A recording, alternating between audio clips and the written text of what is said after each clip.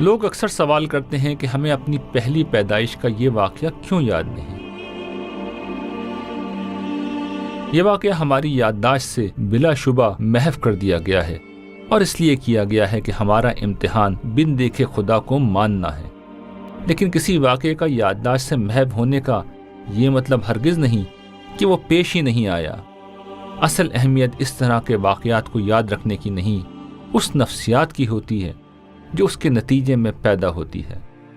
یہ ہماری فطرت میں انگریوڈ ہے، ہمارے لاشعور میں پڑا ہوا ہے۔ واقعہ تو ہمیں یاد نہیں ہے، لیکن اس کے اثرات ہمارے اوپر ہیں۔ جیسے بچپن میں مجھے نہیں یاد میں نے چلنا کب سیکھا، کیسے سیکھا، لیکن آج تک اس کے اثرات موجود ہے کہ میں چل پا رہا ہوں۔ تو بالکل ایسے ہی جو عہد الست ہے، وہ خدا نے جب ہمارے ساتھ یہ مکالمہ کیا تو اس کا میسج، اس کا پیغام، اس کے اثرات میرے اوپر ہے۔ چنانچہ دنیا ساری کو اگر آپ دیکھیں تو وہ کسی نہ کسی خدا کی تلاش میں رہتی ہے۔ یہ ایک واقعہ پیش آیا بالکل اسی طرح جیسے ہم اس دنیا میں جب پیدا ہوتے ہیں تو ماں کے پیٹ سے پیدا ہوتے ہیں، لیکن اس کی یاد ہمارے دماغ میں باقی نہیں رہتی۔ یہی معاملہ اس کے ساتھ کیا گیا، یاد محو کر دی گئی۔ اس کو محو کرنا اس لیے ضروری تھا کہ ہم یہاں امتحان کے لیے بھیجے گئے ہیں۔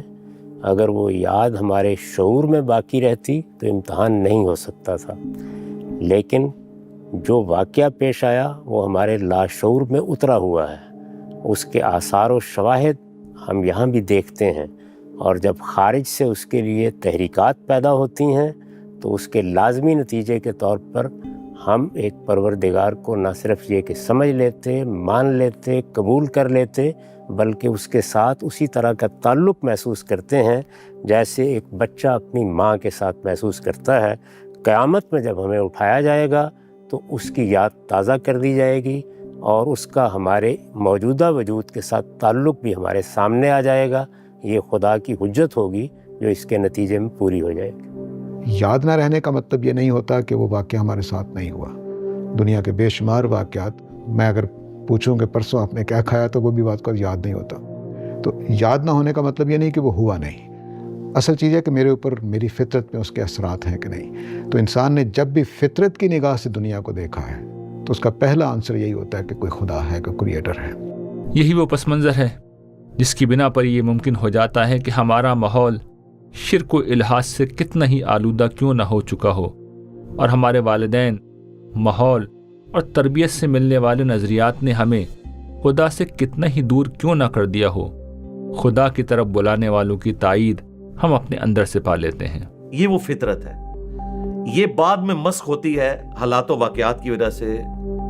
جس ماحول کے اندر آپ اپنا وقت گزارتے ہیں، جس کمیونٹی کے اندر وقت گزارتے ہیں، اگر آپ اپنی عقل کو استعمال نہیں کرتے تو وہ مینٹل ماڈلز جو بچپن ہی سے آپ کے لیے بن جاتے ہیں، جو آپ نے سنا ہوتا ہے، تو انسان شرک کے اندر مبتلا ہو جاتا ہے، لیکن اس کے اندر وہ حقیقی ایک توحید موجود ہے۔ اللہ تعالیٰ نے انسان کی نیچر اور فطرت میں اپنی معرفت ڈال دی ہے۔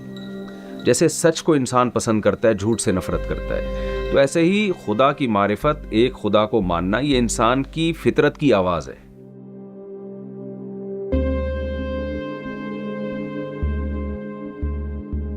یہ بھی ہوتا ہے کہ ماحول میں پھیلے مختلف نظریات کی گرد باطن کے اس آئینے کو دھندلا دیتی ہے، لیکن جب زندگی کی کشتی مشکلات کے طوفان میں ڈولنے لگے اور مصائب کی بوچھاڑ ہو جائے تو یہ گرد دھل جاتی ہے، اور انسان بے اختیار اپنے خالق کو ڈھونڈتا اور تنہا اسی کو پکارتا ہے۔ انسان جان لیتا ہے کہ اس کی حاجت روائی وہی ہستی کر سکتی ہے جو پوری کائنات کا حکمران ہے اور جس کے قبضہ قدرت میں سب کچھ ہے، کوئی دوسرا ایسا نہیں ہے۔